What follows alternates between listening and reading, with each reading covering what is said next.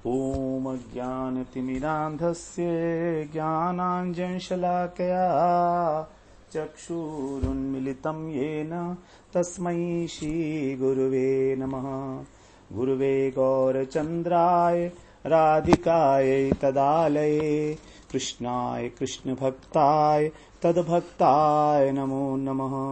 नमो विष्णुपादाय गुरुप्रेष्ठाय भूतले श्रीमद्भक्तिवेदान्त माधव इति नामिने।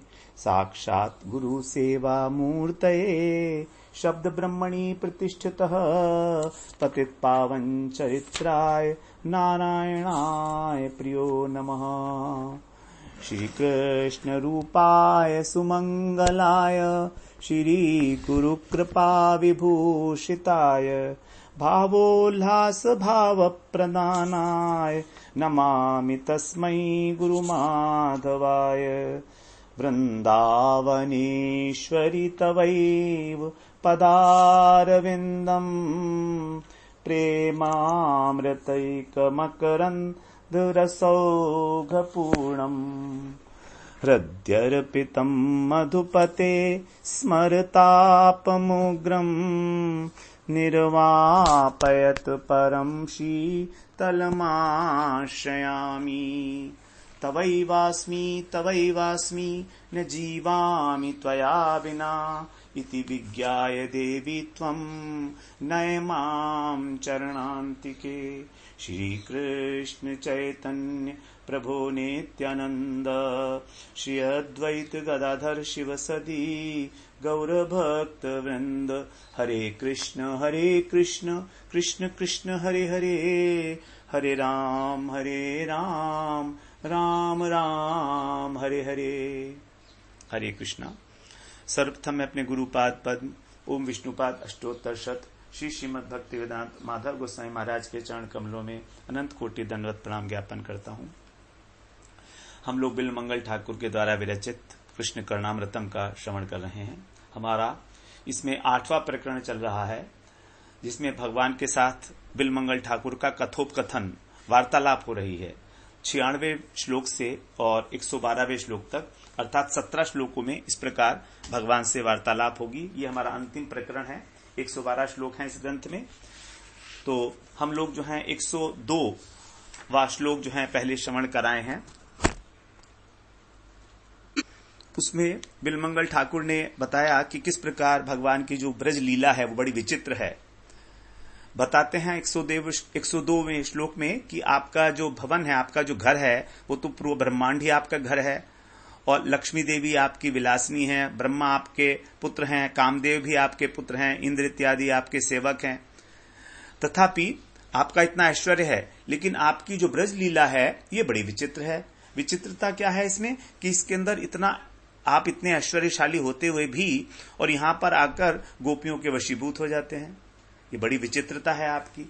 तो उसी विचित्रता को, विचित्र चरित्र को अब यहां पर और अधिक स्पष्ट कर रहे हैं। उस विचित्र चरित्र का जो है स्वरूप यहां पर बताया जा रहा है और साथ ही साथ भगवान का जो रूप माधुर्य है उसका यहां पर वर्णन है और किस प्रकार से समय साधना करनी चाहिए उसका भी क्रम बता रहे हैं 103वें श्लोक में। देवस्त्रलोकी सौभाग्य कस्तूरी मकरांकुरः जियाद ब्रजांगनानंग के लीलालित विभ्रमः। भगवान के जो स्वरूप है, रूप माधुर्य है ब्रज के अंदर, वही बता रहे हैं विशेष रूप से कि क्या है। तो इसका पद्यानुवाद इस प्रकार से है। जय देव तुम्हारी आभा से भर रहा भुवन, तुम त्रिभुवन के सौभाग्य तिलक सौंदर्य सदन। जब ब्रजांग नारति रंग घटा उमड़ी आती, तब विभ्रम लता तुम्हारे मुख पर लहराती। भगवान का जो मुख है, जो मुख का सौंदर्य है, वो और भी अधिक जो है वर्धन को प्राप्त होता है जब ब्रजांगनाएं जो हैं भगवान के पास आती हैं, जब वो घटा उमड़ती है ब्रजांगनाओं की रति की। तो यहां कह रहे हैं कि देवस त्रिलोकी सौभाग्य कस्तूरी मकरांकुरः, अर्थात जो त्रिलोकी है, 3 लोक हैं, उनका भी जो सौभाग्य का सूचक जो तिलक है वो कैसा है? वो मकरांकुर जो आपका जो तिलक है वो कस्तूरी का, इस प्रकार का वो ब्रजांगना अनंग केली लालित विभ्रम, जो ब्रजांगनाएं हैं अर्थात गोपियां हैं, उनकी अनंग केली से अत्यंत सुशोभित, अत्यंत मधुर हो गया है, विभ्रमशाली हो गया है, दिव्य हो गया है।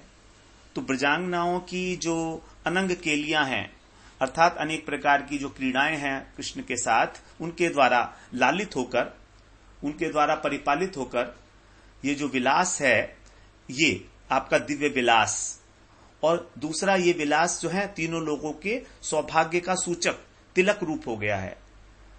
देवस त्रिलोकी सौभाग्य कस्तूरी मकरांकुर, इस प्रकार से आपका ये जो मुख है, जो आपका रूप है रास क्रीड़ा परायण, इस प्रकार ये जो आपका मुख रूप है ये मेरे लिए सर्वोपरि रहे, जययुक्त हो। यहां पर यद्यपि जययुक्त नहीं कहा गया, जियाद कहा है, जियाद का मतलब उसकी जय हो। इस प्रकार से भगवान का जो रूप माधुर्य है वो ब्रजांगनाओं के साथ जो है और भी अधिक अतिशय रूप से बढ़ जाता है, उसी की जय के लिए कह रहे हैं। जब बिलमंगल ठाकुर ने पहले श्लोक में बताया कि आपके बड़े विचित्र चरित्र हैं, तो कृष्ण मानो पुनः बोले कि हे बिलमंगल, ठीक है, तुम्हारा सिद्धांत ठीक है, मैं तुम्हारा मेरे प्रति निष्ठा है, आस्था है, विश्वास है, मैं बड़ी प्रसन्न हुआ हूं उससे। लेकिन मेरी तो ब्रज में अनेक प्रकार की लीलाएं हैं, तुमने विचित्रता की बात की है, तो कृष्ण कहते हैं मेरी तो ब्रज में अनेक प्रकार की लीलाएं हैं, बाल्य लीलाएं हैं, पौगंड लीलाएं हैं, और बड़ी मनोहर लीलाएं हैं। वहां पर भी पद्म पुराण में कहा गया है, चरितम कृष्ण देवस्य सर्वम एवाद्भुतम भवेत, गोपाल लीलास्तथापि सर्वतोति मनोहरा। चरितम कृष्ण देवस्य सर्वम एव अद्भुतम भवेत, यद्यपि कृष्ण के चरित्र ब्रज में अत्यंत अद्भुत हैं, तो भी भगवान की जो गोपाल लीला है अर्थात जो उनकी पौगंड लीला है सखाओं के साथ, सर्वतोति मनोहरा, ऐसा कहा गया है। यदि कृष्ण ये कहें कि मेरे गोपाल स्वरूप में जो मेरी लीलाएं हैं, बाल्य, पौगंड इत्यादि, वो किशोर लीला इत्यादि, ये सभी मेरी बड़ी अभीष्ट हैं, बड़ी विशेष हैं, मनोहर हैं, तो मानो कृष्ण के इतना कहते ही केवल आधी बात सुनी थी, बिलमंगल ठाकुर ने केवल आधी बात सुनी थी और उनको इशारा कर दिया भंगिमा के साथ, संभ्रम तर्जनी के साथ संकेत करते हुए कि नहीं, हे देव, आप जो रास क्रीड़ा परायण किशोर शेखर हैं, जब आप रास करते हैं किशोर रूप, तो वही मैं उसी रूप का उपासक हूं, वही सर्वोत्कृष्ट है, अन्य लीलाओं से मुझे कोई विशेष प्रयोजन नहीं है। ठीक है, मैं समझ गया, आपकी गौचारण लीला भी है, किशोर रूप में आपने गौचारण भी किया है, ठीक है, हो, मेरा कोई विरोध नहीं है उनसे, लेकिन मुझे तो आपका वही किशोर स्वरूप अभीष्ट है जो ब्रजांगनाओं के साथ लालित और पालित हुआ है, जो कस्तूरी पत्रांकुर से चित्रित है। आपके मुख के ऊपर जो कस्तूरी से अलग अलग प्रकार की रचना की गई है पत्रावली की, वो स्वरूप मुझे अभीष्ट है।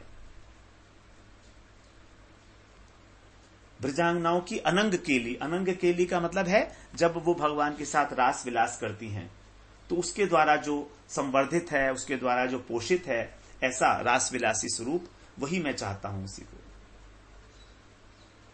तो जिन साधकों के चित्त गोपी भाव में आवेशित हैं, विभावित हैं, वो केवल गोपियों के साथ ही भगवान की जो लीला माधुरी है उसी के प्रति आकृष्ट होते हैं। उनका स्थायी भाव ही मधुर भाव है। वो भगवान की ब्रजेंद्र नंदन श्याम सुंदर की जो बाल्य लीलाएं हैं, पौगंड लीलाएं हैं, उनके प्रति उनका कोई आकर्षण नहीं होता। यद्यपि वो भी बड़ी मनोहर हैं, जैसे पद्म पुराण में कहा गया, लेकिन फिर भी तो, और उन लीलाओं के अंदर जो भगवान के पार्षद हैं, सखा हैं इत्यादि, उनसे भी कोई उनका विशेष प्रयोजन नहीं होता, बड़ी दूर है वो। प्रबोधानंद सरस्वती पाद ने राधा रस सुधा निधि में बोला है, दूरे स्निग्ध परंपरा विजयताम दूरे सुहृन मंडली भृत्या संतु विदूरतो ब्रजपतिर अन्य प्रसंगः कुतः यत्र श्री वृषभानुजाकृत रतिः कुंजोदरे कामिना द्वारस्था प्रिय किंकरी परमहम शोष्यामि कांची ध्वनिम। कौन सा स्वरूप प्रिय है? प्रबोधानंद सरस्वती पाद जो किंकरी भाव में विभावित हैं वो कह रहे हैं, दूरे स्निग्ध परंपरा विजयताम। आपकी जो परंपरा है, स्निग्ध परंपरा है, अर्थात आपके जो सखागण हैं, आपके जो माता पिता हैं, सुहृद मंडली, आपके जो सखा हैं, वो दूर रहते हैं जिस स्थान से, ऐसी कोई विशेष जगह है दूरे।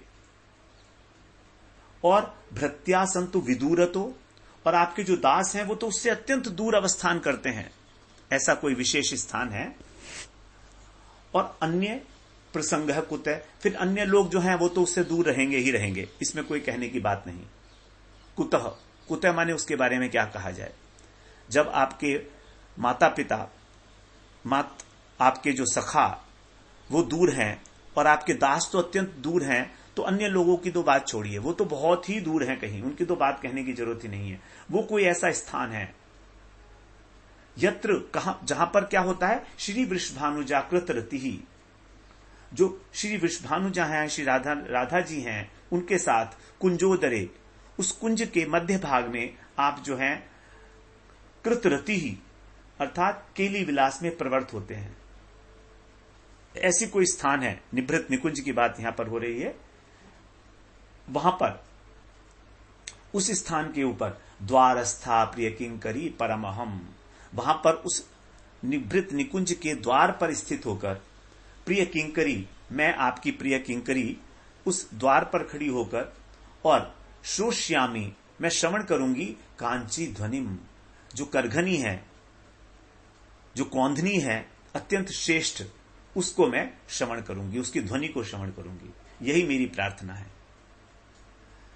तो जो मधुर रस के उपासक हैं, केवल उनकी जो उपासना है वो निकुंज, निभृत निकुंज, जहां पर ना तो वात्सल्य रस के परिकरों का प्रवेश है, ना ही भगवान के सखाओं का, फिर दासों की तो बात ही क्या कहें, और अन्य जनों की तो बात ही छोड़ो।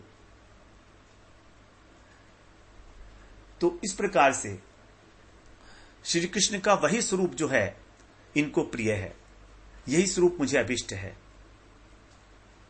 और ये स्वरूप मेरे लिए ही क्यों, ये तो त्रिलोक सुंदरी, तो त्रिलोकी की जो सुंदरता है उसका भी सौभाग्य है, अर्थात सर्वोपरि स्वरूप है भगवान का।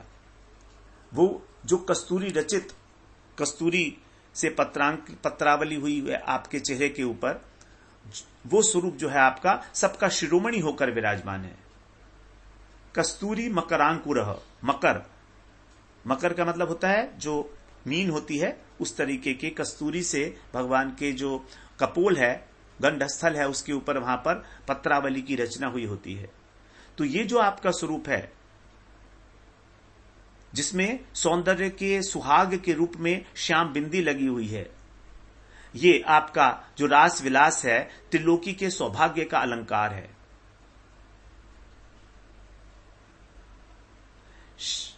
साधारण रूप से यदि हम देखें तो जो सबसे श्रेष्ठ स्वरूप है भगवान का, वो वहीं पर ही प्रकाशित हुआ है, रास क्रीड़ा में।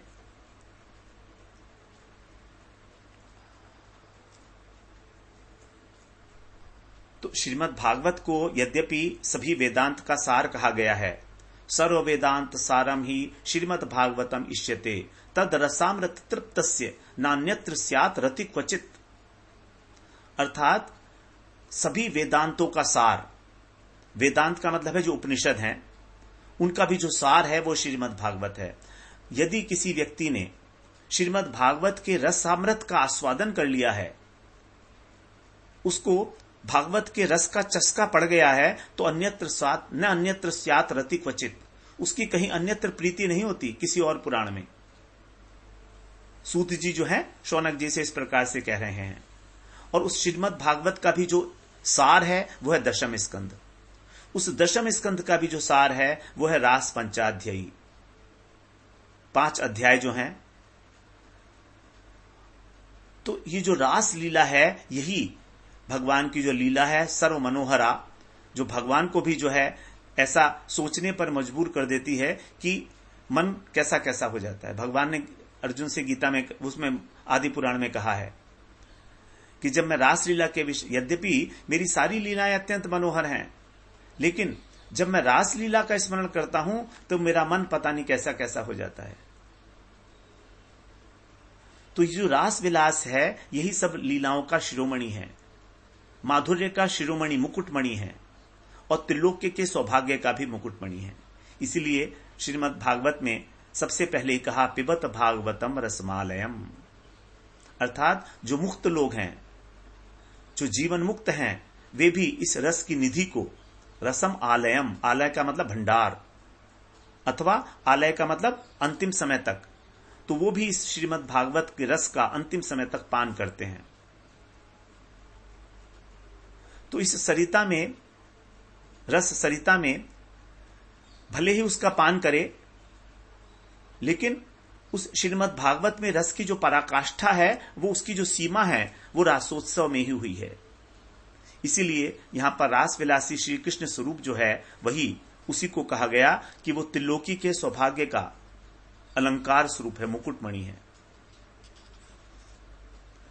अब रासलीला सर्वोत्तम है, ठीक है, लेकिन उसकी प्राप्ति करने के लिए, उस भाव को ग्रहण करने के लिए पात्र की आवश्यकता है, क्योंकि यदि पात्र नहीं होगा तो उस रस को ग्रहण नहीं किया जा सकता।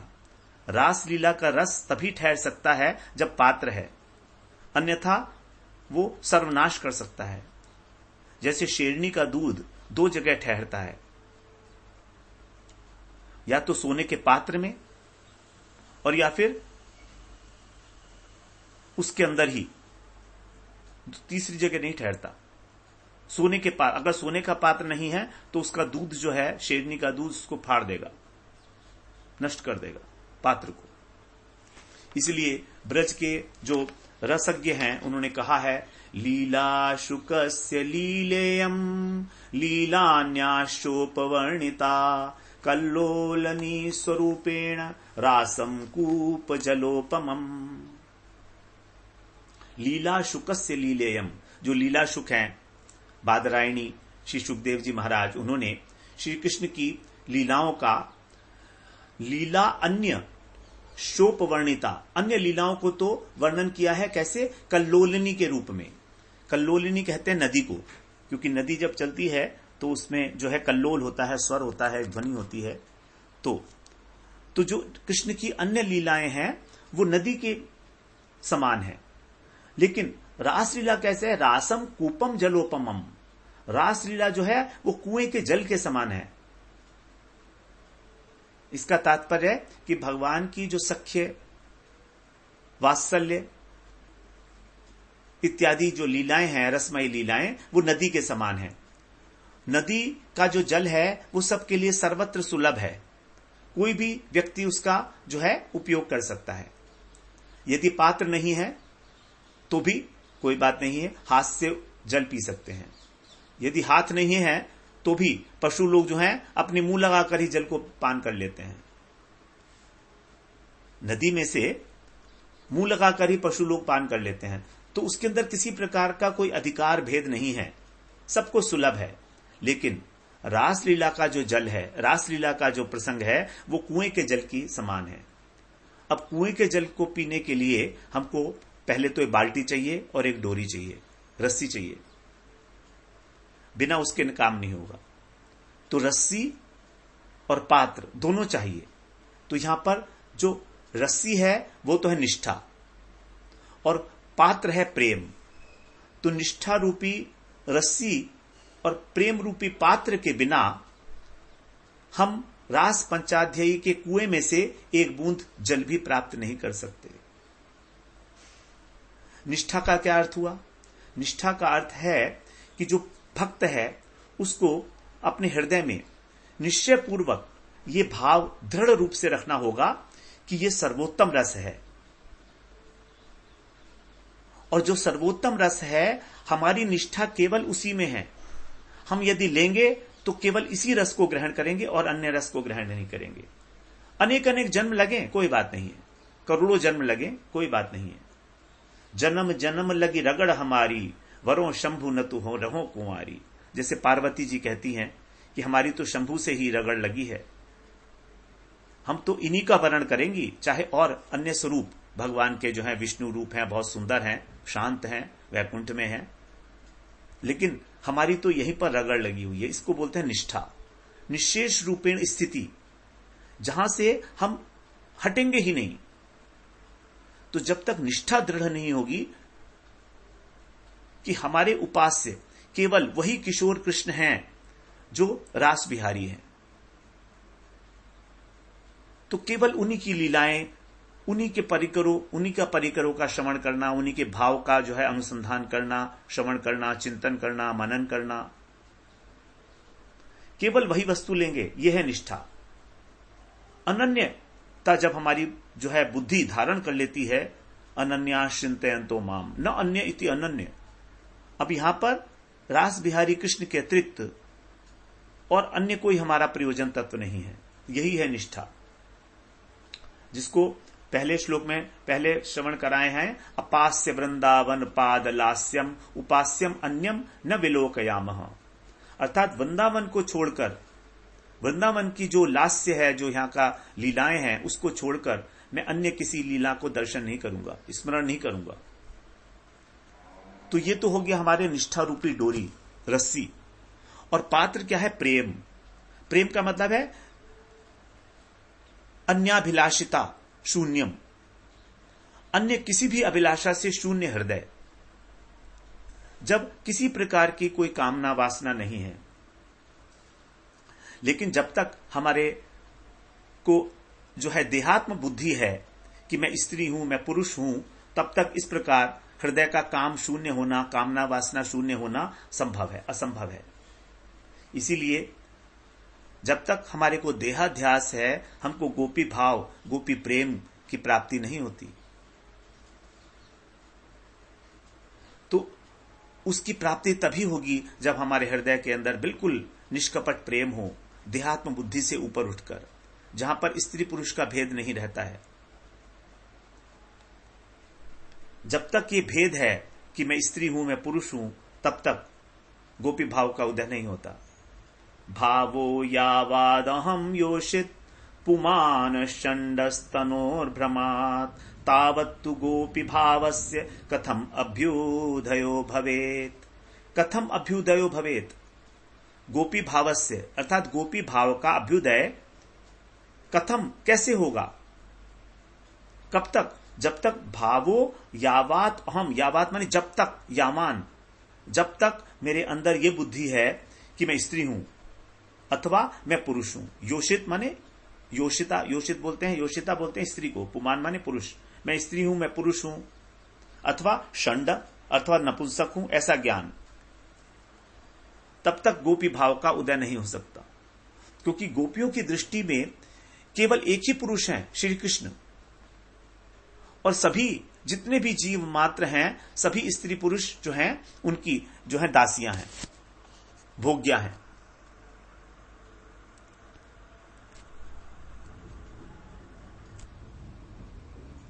तो ये तो हमारी प्राकृत बुद्धि है, जड़ बुद्धि है कि हम कृष्ण को एक साधारण मनुष्य मान लेते हैं और गोपियों को, जो महाभागवती महाभाववती गोपियां हैं, उनको एक साधारण स्त्री के समान मान लेते हैं। और इस प्रकार उनका जो रास विलास है, प्रेम विलास है, उसके अंदर अपनी भ्रष्ट भावना को आरोपित कर देते हैं। तो जब तक हम श्री राधा कृष्ण और गोपीजन इन सबको ही एक ही जो सच्चिदानंद रस ब्रह्म है उसी के रूप में अनुभव नहीं कर लेते, जब तक हमारी ये जो देह बुद्धि है, ये जो प्राकृत दृष्टि है, इसका लोप नहीं होता, तब तक इस प्रेम के स्वरूप का, इस रास विलास के स्वरूप का ज्ञान होना असंभव है। इसीलिए केवल कामना वासना शून्य पात्र के बिना ही के होने पर ही इस भाव की उपलब्धि हो सकती है। इसीलिए कहते हैं कि पात्र के बिना हम कुएं में से रस नहीं निकाल सकते। कठिन ही नहीं है, असंभव है। कोई कहे कि कठिन है ना, है ही नहीं, कठिन नहीं है, असंभव है। पात्र नहीं है तो कुएं में रस निकाल ही नहीं सकते। अब यदि कोई कहे कि ठीक है, हमारे अंदर निष्ठा तो उत्पन्न हो गई है कि हमको केवल इसी स्वरूप में अनन्यता का भाव है कृष्ण की, लेकिन अभी प्रेम प्राप्त नहीं हुआ है, वो पात्र नहीं मिला है, हमारी जो दैहिक बुद्धि है वो अभी तक नष्ट नहीं हुई है, तो जिनके पास डोर आ चुकी है वो निश्चित रूप से पात्र को ढूंढ लेंगे। पहले डोर आएगी और फिर पात्र आएगा। ये क्रम है जो रूप गोस्वामी ने बताया है, श्रद्धा से आरंभ करके, श्रद्धा, साधु संग, भजन क्रिया, अनर्थ निवृत्ति और निष्ठा, उसके बाद फिर रुचि, आसक्ति और भाव और प्रेम। तो यदि निष्ठा आ चुकी है, निष्ठा स्वयं ही पात्रता उत्पन्न करेगी, क्योंकि वो जो पात्रता मिलेगी उसका एक ही कारण है, वो है लोभ। लौल्यम एकलम मूल्यम। कृष्ण भक्ति रस भाविता मति। हमारे को कृष्ण भक्ति से, भक्ति रस से भावित मति की प्राप्ति तभी होगी जब हमारे हृदय में लोभ है, उस रस प्राप्ति के लिए लोलुपता है, चटपटी है, चाह है। वो चाह हमारा संयोग हमको करा देगी, संत समागम करा देगी, रसिक समागम करा देगी, सत्संग मिलेगा, सत्संग से कृपा होगी, कृपा से पात्रता आएगी। तो सबसे पहली आवश्यकता है, ये रागानुगा भक्ति की परिपाटी बता रहे हैं, सबसे पहली आवश्यकता है लोभ। लोभ का मतलब है कि हमारी बुद्धि इस प्रकार की हो जाए कि हमें केवल उसी रस के अंदर जो है रुचि उत्पन्न हो जाए, ऐसा। और ये कैसे होगा? ये होगा हमको जब हम कथा श्रवण करेंगे। और कथा श्रवण तो बहुत करते हैं, लेकिन कथा श्रवण किस भाव से की जा रही है ये इंपॉर्टेंट है। हमें कथा उस प्रकार से श्रवण करनी है जिस प्रकार से ब्रजवासी भगवान की सेवा करते थे, जिस भाव से ब्रजवासी कृष्ण की सेवा करते हैं उस भाव से, और जिस भाव से कृष्ण उस सेवा को ग्रहण करते हैं उस भाव से यदि कथा को श्रवण किया जाएगा तो कथा श्रवण करते करते ही वही भाव हमारे हृदय में संचरित हो जाएगा, और उस भाव के आने पर हमारा लोभ जागृत होगा कि देखो, जैसे यशोदा मैया जो है सेवा करती हैं कृष्ण की, उनको आनंद देने के लिए, प्रसन्न करने के लिए, क्या उसी प्रकार से मैं यशोदा जी की दासी बनकर, अथवा गोपियों की, ललिता की, विशाखा की, राधा रानी की मैं दासी बनकर क्या कृष्ण को उस प्रकार के आनंद का विधान कर सकती हूं? तो इस प्रकार से जब पहले लोभ होगा तब हम अनुगत्य करेंगे ब्रजवासियों का। तिष्ठन ब्रजे तदनुरागी जनानुगामी कालम नयेत इति उपदेश सारम। ब्रज में स्थित होकर, तिष्ठम ब्रजे तद अनुरागी मतलब कृष्ण के जो अनुरागी हैं, अर्थात जो ब्रजवासी हैं, अनुरागी जन उनके, तद अनुरागी जना अनुगामी, उनके जो अनुगामी हैं उनका भी अनुगमन करते हुए, उनका जो है अनुगत्य करते हुए। तो कृष्ण का अनुगत्य नहीं, ब्रजवासियों के अनुगत्य में। तो सबसे पहले लोभ, दूसरा है अनुगत्य, तीसरा होता है कृपा। तब जो है उन परिकरों की कृपा होती है, गुरु वैष्णवों की कृपा होती है, और कृपा से उस पात्रता की प्राप्ति हो जाती है। तो ये साधारण रूप से क्रम का निर्देश जो है रसज्ञों के द्वारा दिया गया है। सबसे पहले बता रहे हैं, प्रथम सुने भागवत भक्त मुख भगवत वाणी, द्वितीय आराधे भक्ति व्यास नव भांति बखानी, तृतीय करे गुरु समुझी दक्ष मर्मज्ञ रसीलो, चौथे होय विरक्त बसे बन राज जसीलो, पांचे भूले देह सुधी तब छठे भावना रास की, साते पावे रीति रस श्री स्वामी हरिदास की। स्वामी हरिदास ने उस रस को ग्रहण करने की बड़ी सुंदर विधि बताई है, 7 स्टेप प्रोसीजर। सबसे पहले भागवत श्रवण। जब तक भागवत श्रवण नहीं होगा, हृदय शोधन नहीं होगा, भगवान के प्रति निष्ठा ही नहीं बनेगी, अनन्यता ही नहीं आएगी, श्रद्धा ही नहीं होगी, अनन्यता की बात तो छोड़िए।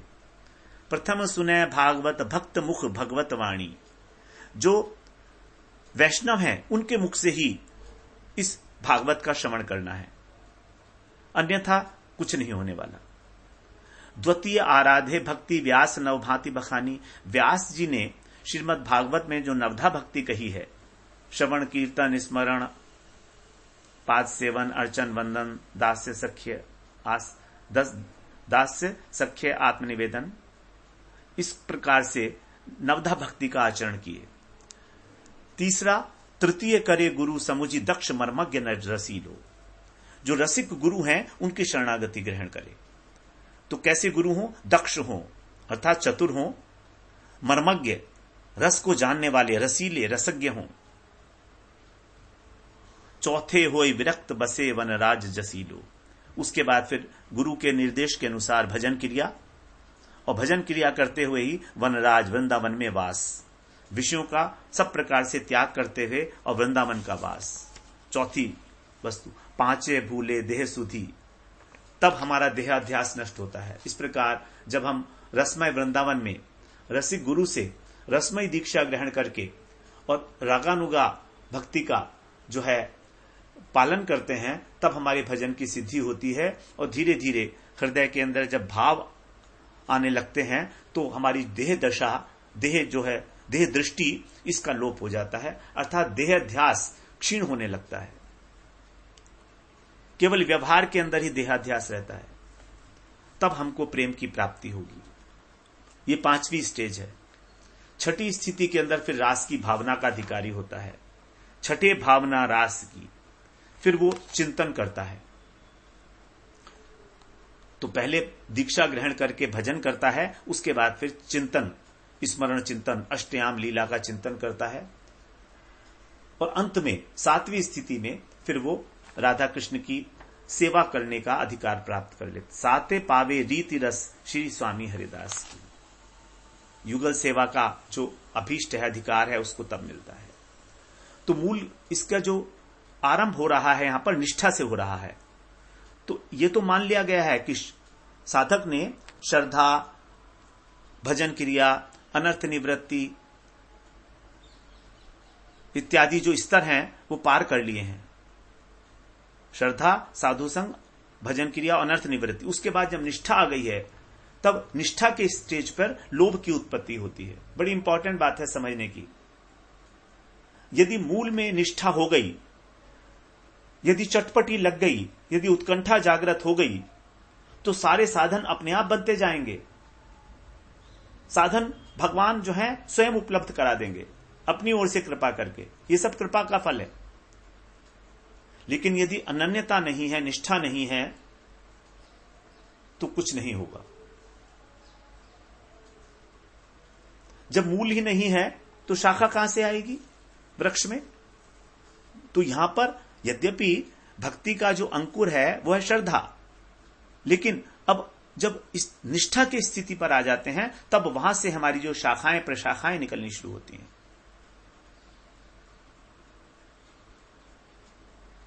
तो इस प्रकार से केवल युगल सरकार की ही सेवा मेरा जीवन का उद्देश्य है। जो इस प्रकार से अपने जीवन को और भजन को, साधन को दृढ़ करते हैं, उन्हीं के हृदय में ये निष्ठा की उत्पत्ति होती है।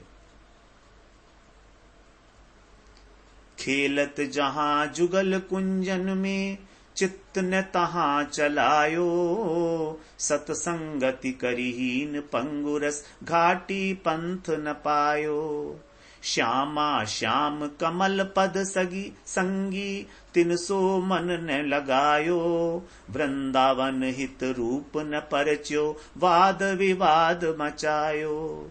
हित दातार देहि रस अनुभव, ढाहि कपट के कोटा। वह रस अविकारी जिनि देह, विकारी जस रस ओटा। महत जनन के बिना अनुग्रह, बिना प्रेम उर चोटा। वृंदावन हित रूप दूर है, गौर श्याम को जोटा। बहुत दूर है वृंदावन का रस हमसे। जब तक हमने इस प्रकार के महत जनों की कृपा को प्राप्त नहीं किया है, जब तक उनका अनुग्रह नहीं हुआ है, तो जो पात्रता आएगी ये अनुग्रह से आएगी कि मेरा क्या स्वरूप है। जो स्वरूप ज्ञान होगा, क्योंकि जब तक स्वरूप ज्ञान नहीं होगा तब तक सेवा नहीं की जा सकती। किस बात का चिंतन करेंगे? इसी बात को जो है राधा सुधानिधि में स्पष्ट किया है प्रबोधानंद सरस्वती पाद में।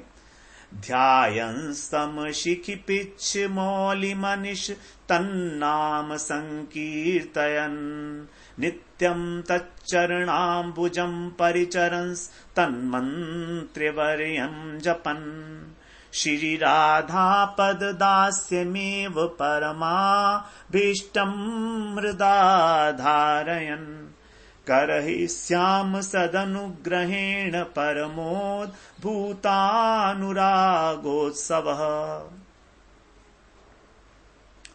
बड़ी उत्कंठा के साथ कह रहे हैं कि ऐसा कब होगा। करहिष्याम सद अनुग्रहेण, ऐसा कब होगा जब मैं उनके अनुग्रह से, उनके सद अनुग्रह से परम अद्भुत जो अनुराग उत्सव है उसके अंदर उसकी प्राप्ति करूंगा। इस प्रकार से मेरे साथ कब होगा?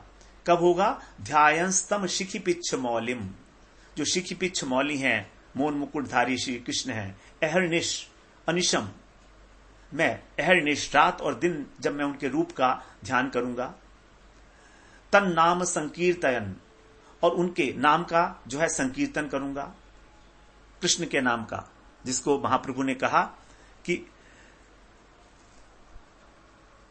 कीर्तन है सदा हरि, नित्यम तत्चरणाम्बुजम परिचरंस, और कृष्ण के जो युगल सरकार के हैं उनके ही जो चरणाम्बुज हैं, चरण कमल हैं, कब मैं उनकी परिचर्या करूंगा, उनकी सेवा करूंगा। और तन मंत्र वर्यम जपन, और जो गुरु जी के द्वारा प्रदत्त मंत्र है मैं उसका जाप करूंगा। श्री राधा पद दास्यमेव, जो राधा दास्य पद है यही मेरा जो है परम अभीष्टम, मेरा परम प्रयोजन है। यहां पर परम प्रयोजन कह दिया कौन सा है? श्री राधा दास्यम, श्री राधा पद दास्यम एव, अर्थात केवल यही श्री राधा पद दास्य के अतिरिक्त मुझे और कुछ नहीं चाहिए, यही मेरा परम परम अभीष्ट है। हृदय धारयन, उसको कब मैं अपने हृदय में धारण करूंगा, राधा रानी के चरण कमल को अपने हृदय में धारण कर कर कब मैं उनकी सेवा करूंगा। तो इस प्रकार से ये बता रहे हैं कि जो मेरा सद अनुग्रह होगा, कब उनके इस अनुग्रह से, सद अनुग्रह से मुझे उस अनुराग रस की प्राप्ति होगी, परम अद्भुत अनुराग उत्सव, परमोद्भूत अनुराग उत्सव, उत्सव का मतलब है आनंद। इस प्रकार से मुझे कब उस आनंद की प्राप्ति होगी, परम आनंद की प्राप्ति होगी। तो ये एक बताया गया तरीका, तो इस प्रकार के अभिमान को धारण करना है कि मैं राधा दासी हूं। श्री राधा पद दास्यम एव, तो हमारा जो अभिमान होगा वो होगा राधा दास्यम, ना कि स्त्री और पुरुष की देह। अभी हमारा अभिमान है हम स्त्री हैं, हम पुरुष हैं, हम सुखी हैं, दुखी हैं, बड़े हैं, छोटे हैं, विद्वान हैं, धनी हैं, निर्धन हैं, ये नहीं, केवल मैं राधा दासी हूं, ये मेरा निज अभिमान है। और हमारा जो लक्ष्य है वो है युगल सरकार की सेवा, दोनों की सेवा। तो लक्ष्य युगल सरकार की सेवा और अभिमान है राधा दास्यम, राधा जी की सेविका। केवल राधा जी की सेवा नहीं है, सेवा दोनों की है, युगल सेवा है। और वो कैसे होगी? जब हम उनका ध्यान करेंगे, उनका कीर्तन करेंगे, उनकी सेवा परिचर्या करेंगे शरीर के द्वारा, श्री विग्रह का, और फिर उन गुरु जी के द्वारा प्रदत्त मंत्र का जाप करेंगे, तब इस अभिमान को धारण करके कि मैं राधा दासी हूं, हृदय के अंदर हृदय धारयन, हृदय धारयन का मतलब अभिमान को धारण करना है। तो यह है साधना का क्रम, और इसके अंदर हमें बड़ी सावधानी की आवश्यकता है। तो सावधानी हमें क्या रखनी है इस साधना में, इसके आगे फिर हम लोग अगले सत्र में श्रवण करते हैं। वांछा कल्पतरुभ्यश्च कृपा सिन्धुभ्यैव च पतितानां पावनेभ्यो वैष्णवेभ्यो नमो नमः।